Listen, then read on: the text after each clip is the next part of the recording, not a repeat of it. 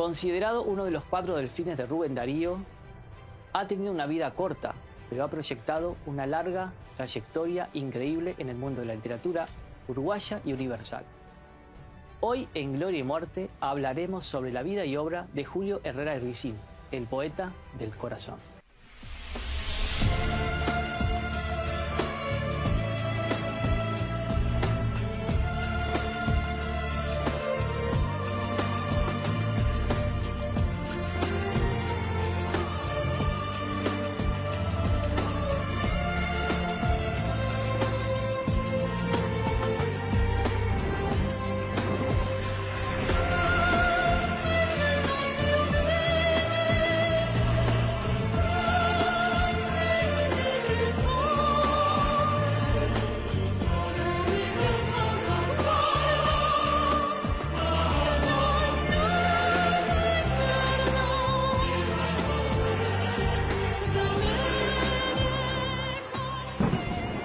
Bienvenidos a un nuevo programa de Gloria y Muerte y me encuentro en la librería Gaboto 1478, casi 18 de julio, aquí con un amigo estimado a quien vamos a entrevistar en un programa muy especial.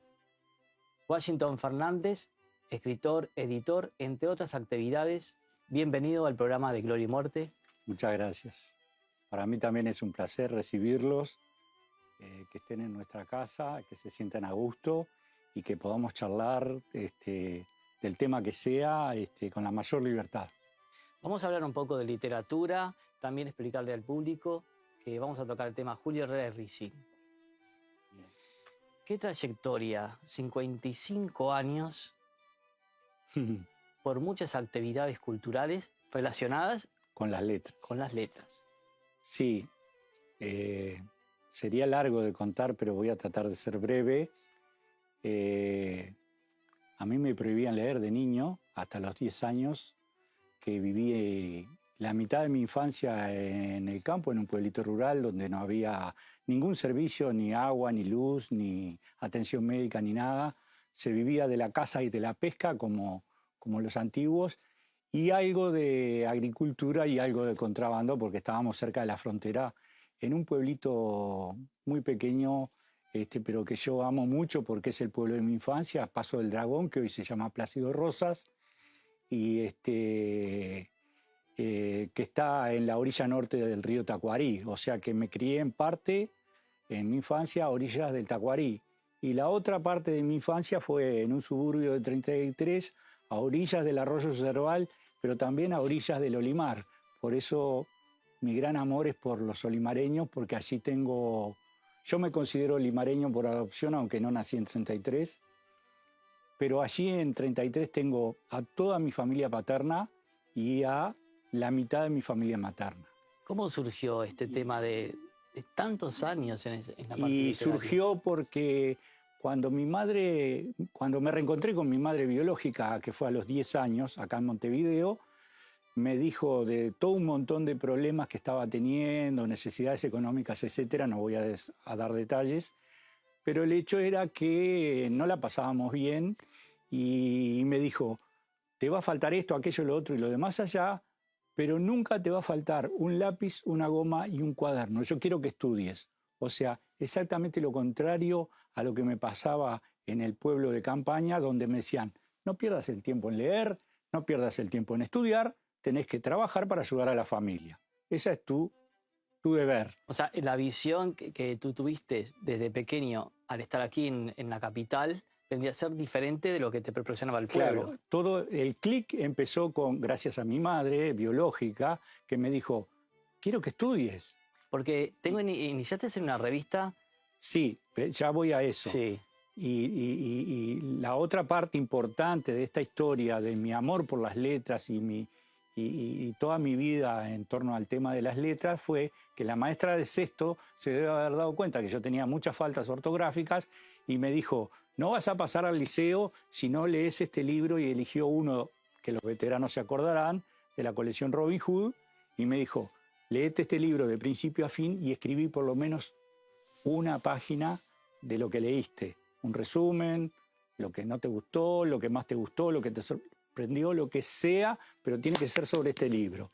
Yo lo leí al principio con bastante miedo de que viniera el arreador de los caballos, el rebenque o el talero, o como a veces digo, la más benigna alpargata de yute. Pero me empecé a entusiasmar con la lectura y me di cuenta de una cosa, que mi imaginación se despertó.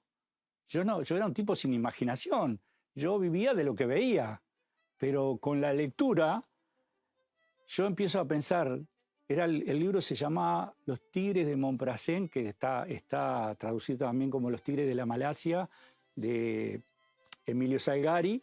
Y entonces me empezó a gustar el libro, me empecé a hacer la película en la cabeza. Entonces digo, ¿cómo serán los elefantes de la India? ¿Cómo serán los tigres de la Malasia? ¿Cómo será esta gente que no come carne de vaca como nosotros? Y así 1.000.000 de preguntas. Una idiosincrasia. Claro, y ahí aprendí una cosa muy importante que me ha hecho progresar en la vida y en la cultura, y es que la lectura desarrolla la imaginación, y desarrolla tanto la imaginación como la capacidad de razonamiento, porque son paralelas. Cuando el televisor, la computadora o el celular te dan todo digerido, e incluso ahora en la inteligencia artificial ya no tenés ni que pensar, porque hay un aparato que piensa por vos. Así que olvídate de pensar, estás en la cómoda, pero toda tu capacidad disminuye gracias a las nuevas tecnologías, que son buenas o malas según cómo se usen.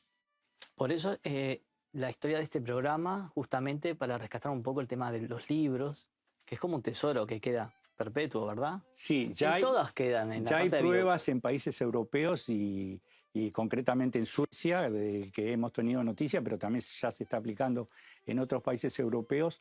Se está volviendo a la lectura en papel, porque se ha comprobado que aquellos niños que solamente estudian en la computadora o en el celular, porque con hacer clic en un botón tienen todo servido, no tienen necesidad de razonar por sí mismos, ni de imaginar, ni de pensar, entonces eso disminuye su vocabulario, disminuye su capacidad de imaginación y disminuye su capacidad de razonar, que para poder progresar en el mundo de hoy tenés que tener una buena capacidad de razonamiento. Entonces, el libro, de las cosas buenas que nos da el libro, entre las muchas cosas buenas, aparte del entretenimiento, la diversión, el placer de leer una historia, una novela, lo que sea, una poesía, una obra teatral o el género que sea que leamos, aparte del placer, te promueve la capacidad de razonar y la capacidad de imaginar.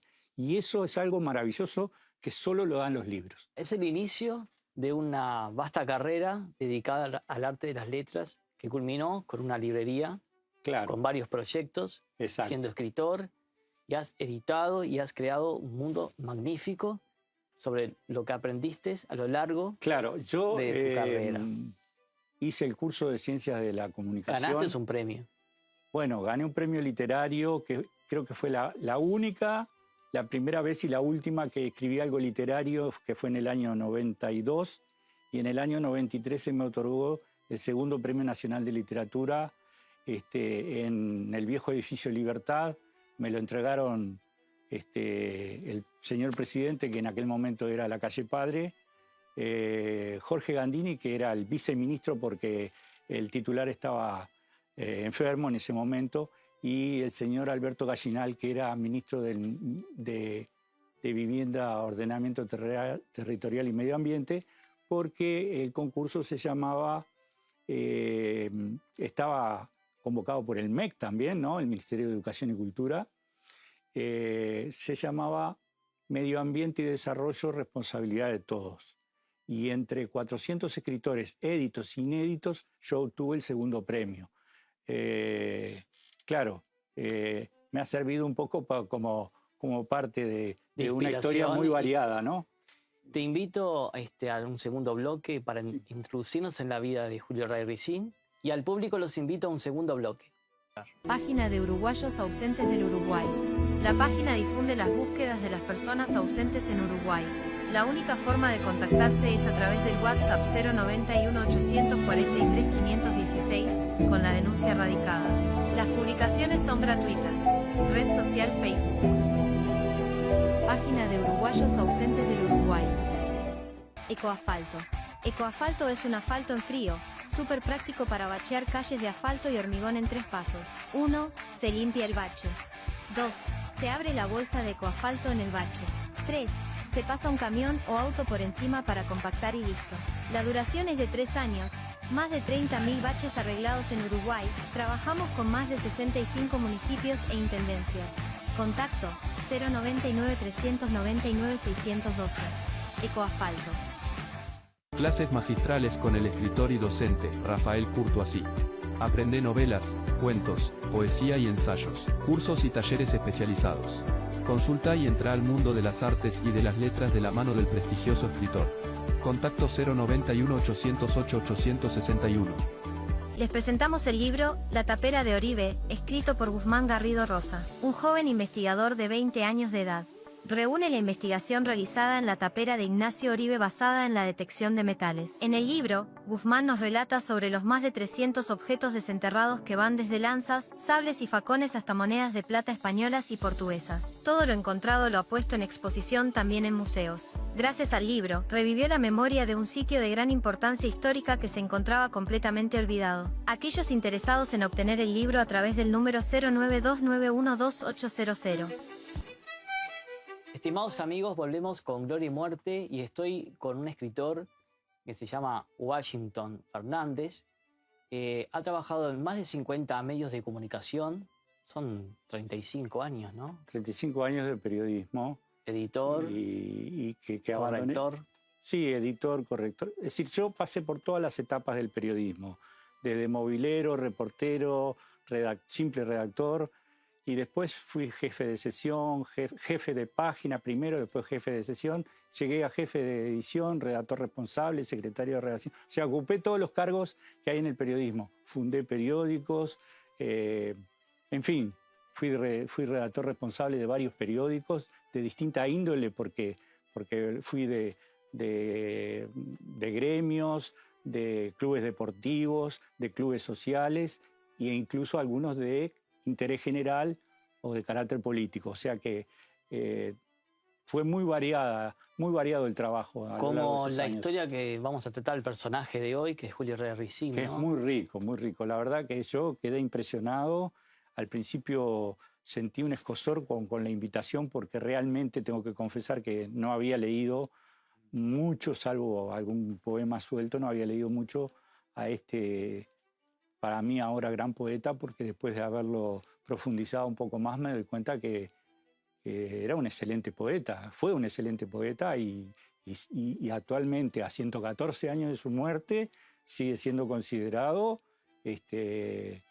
la expresión máxima del modernismo en América Latina y en el mundo, porque incluso hay críticos literarios que han siempre considerado a Rubén Darío por encima de Julio Herrera y fue nombrado como uno de los 4 delfines de Rubén Darío. Sin embargo, ahora eso se está revisando y se está viendo que Rubén Darío, después de pasar por el modernismo, tomó otros caminos.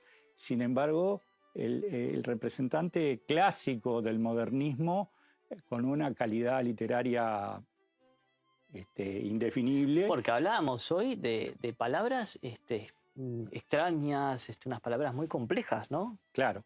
A mí lo que me llamó mucho la atención, porque uno después que trabaja mucho tiempo con la lectura, con la literatura, con el lenguaje, con el idioma, y conoce los trucos y lo que está bien y lo que está mal, se da cuenta cuando un escritor sabe y cuando alguien escribe porque se le ocurrió escribir, pero no tiene el conocimiento necesario como para hacerlo correctamente, para hacerlo bien.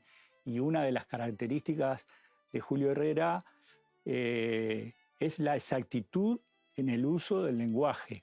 Eso es algo maravilloso, maravilloso de leer y de disfrutar, porque muchos escritores escribían en su época era una moda, en forma rimbombante, usando palabras en otros idiomas o palabras inventadas o neologismos, que a veces decían cualquier cosa. En cambio, él cuando coloca una palabra, la coloca la palabra exacta en el lugar exacto, en el momento justo, en el lugar justo. Entonces eso es admirable. Tiene algo particular porque el escritor Aldo Mazzucchelli, investigando en la Biblioteca Nacional, pudo hurgar detalles sobre que posiblemente él haya sido el hijo de Julio Herrera Iobes, el presidente electo en el 1890-1894. Quizás. Se supone que él lo sabía. Y no podría eso, si fuera cierto, formar al escritor, porque él era un anarquista a lo último, muy rebelde con la sociedad. Sí, hay muchos factores que lo llevan al anarquismo individualista despreciativo de las masas populares, digamos, por definirlo de algún modo, que también es una condición que cumple Roberto de las Carreras, su compinche de correrías, porque ellos abrazan la ideología anarquista individualista cuando se produce el florecimiento del anarquismo en el Uruguay, que es en la primera década del siglo XX. Entonces, también había un cierto desprecio hacia las masas populares que estaba motivado por el inicial desprecio hacia sus obras artísticas que hacían las masas y que hacían otros colegas, otros escritores, otros poetas y otras personalidades de la cultura.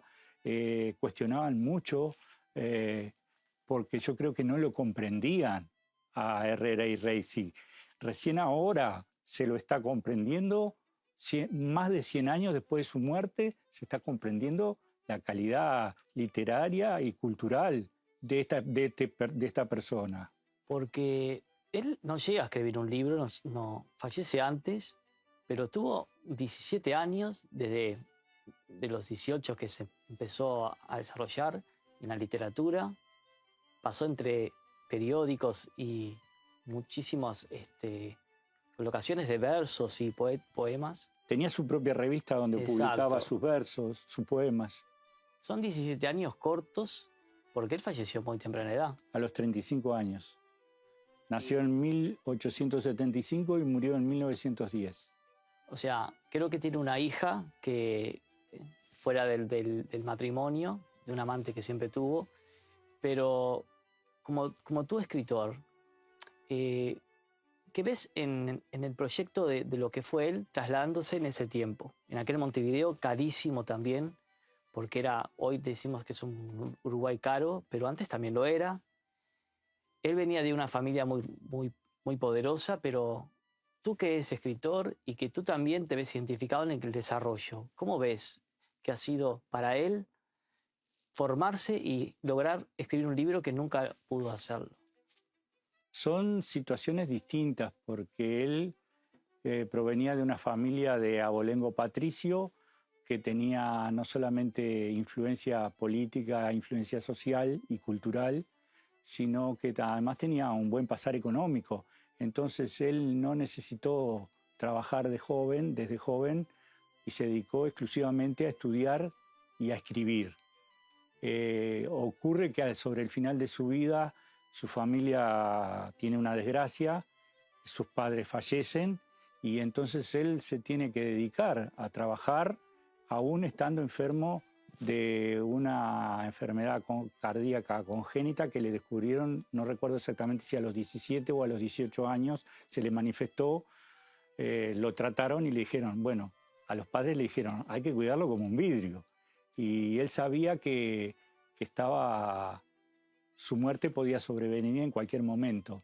Entonces eso lo llevó a desarrollar una relación muy especial entre la vida y la muerte y la posibilidad de una comunicación entre ambos mundos, el mundo de la vida y el mundo de la muerte, lo que lo llevó a desarrollar distintas acciones y distintos incluso escritos, poemas referidos al esoterismo y a la espiritualidad, lo cual es muy importante en él. ¿Cuál sería la parte? Porque él estuvo involucrado con el espiritismo. ¿Qué literatura si formó parte de su forma de escribir? Bueno, él ha escrito muchos poemas relacionados con este tema, e incluso algunos escritores que han hecho biografías describen que él también desarrollaba acciones relacionadas con el espiritismo, como por ejemplo viajar hasta el cementerio central y ir a la casa de los espíritus, hacer el juego de la Wicca o el juego de la monedita y buscar las formas, distintas formas de, a través de un medium, poder comunicarse con otro mundo. Y entonces de esos otros mundos él habla en sus poemas. Entonces hay una vinculación directa entre su enfermedad y el desarrollo de su literatura, porque él siempre está a la búsqueda, y él en esa búsqueda se sale del clásico romanticismo y es uno de los propulsores del modernismo en el Uruguay. Y hoy en día se considera que es la figura máxima del modernismo, no solo en Uruguay, sino en América Latina y en el mundo. O sea, entonces tú dices que hay una parte de él que se involucró tanto en el espiritismo que a su vez también él traspasaba la literatura y a su vez en su vida, porque él tenía, digamos, estaba tras la muerte, ¿no? En ambas cosas, tanto en la literatura como en su vida, el espiritualismo, si lo podemos llamar de algún modo, jugó un papel preponderante. ¿Por qué no se habla tanto de eso en esa materia? ¿Por qué forma al escritor? Yo puedo hablar un poco de los libros que he estado consultando en los últimos días. Yo recomiendo, no lo voy a leer porque es extenso, pero me gustó mucho un libro que escribió Rogelio Mirza en la editorial Arca en 1975, que se llama Herrera y Rexig, Antología, Estudio Crítico y Notas. Está muy interesante porque analiza todos estos temas. Pero además, tengo el libro de Editorial Losada, que es un poco viejo, no recuerdo el año, de un crítico literario famoso argentino llamado Guillermo de Torre. Esta es una edición vieja, pero donde no solo están las poesías completas de Herrera y Rexig, sino que además todas sus poesías están analizadas y anotadas por este crítico literario. Y este señor justamente de Torre es el que considera que Julio Herrera y Rexig superó a Rubén Darío en la capacidad no solamente lingüística y de manejo del lenguaje, sino en su calidad literaria, ¿no? Es decir, él, yo creo que ya lo dije, no quiero volver a repetirlo, pero creo que es necesario, que era un tipo que dominaba tan bien la lengua que sabía dónde poner y cómo poner, en qué momento y en qué lugar poner un verbo, un adverbio, un adjetivo. Hoy me hablabas de un verbo, o corregime si me equivoco, larguísimo. Sí, a mí me llamó la atención que él emplea neologismos no al azar, no por hacerse ver, sino porque los emplea con mucha justeza, ¿no? Y es capaz de convertir un sustantivo en un verbo, el verbo en un adverbio, y después juntar ese adverbio con otro adverbio y crear una palabra nueva, y hacerlo, además, en forma exacta, justa y lógica, racional, que eso es lo que no entendieron los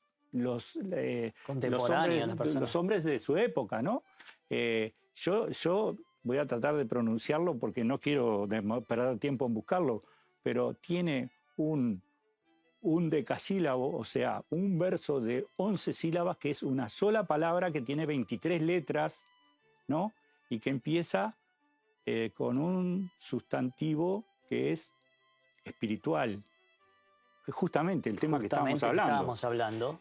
Espiritual, él luego escribe espiritualizar, que es un verbo, pero le borra la R y pone espiritualiza, que es una voz del mismo verbo, pero lo transforma en adverbio, y en un adverbio, yo qué sé, cómo decirlo, hiperbólico, porque escribe en una sola palabra esto: espiritualiza.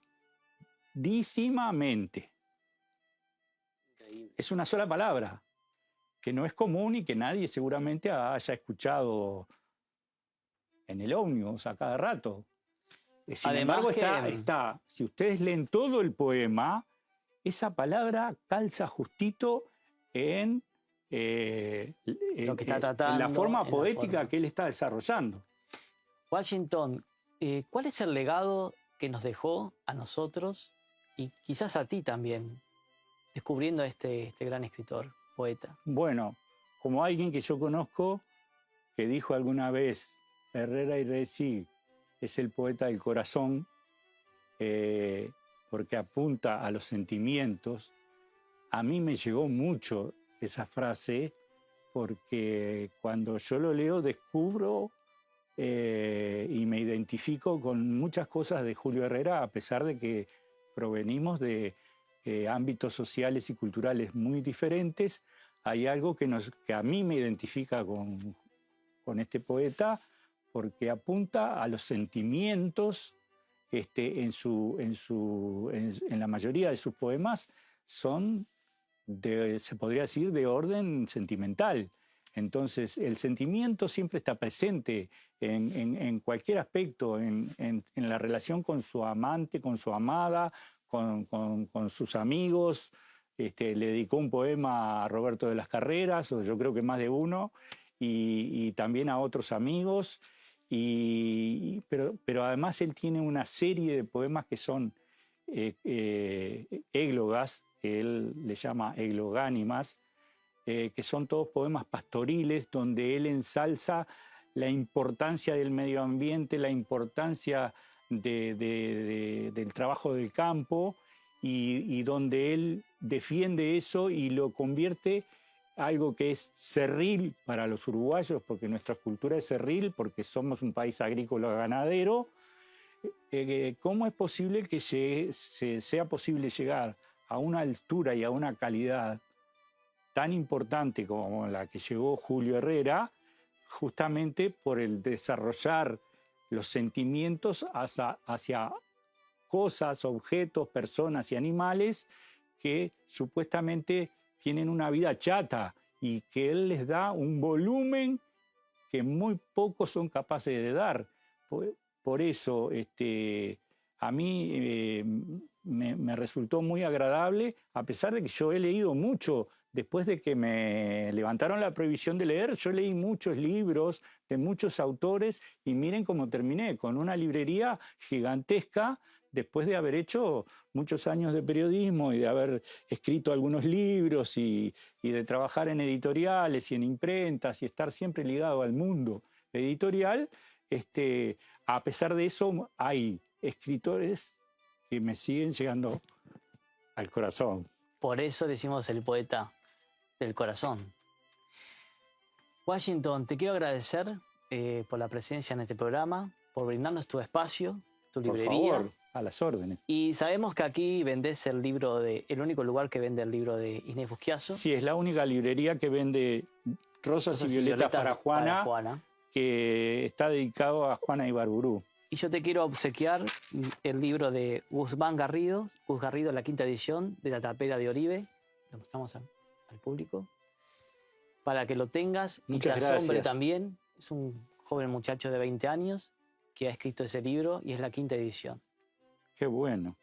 Muchas gracias por estar con nosotros, por compartir tus vivencias, tus momentos y este lugar magnífico que pueden visitar. Y a ustedes los invito a un nuevo proyecto, a un nuevo programa. Recordamos que siempre estamos los primeros domingos de cada mes aquí, en Gloria y Muerte.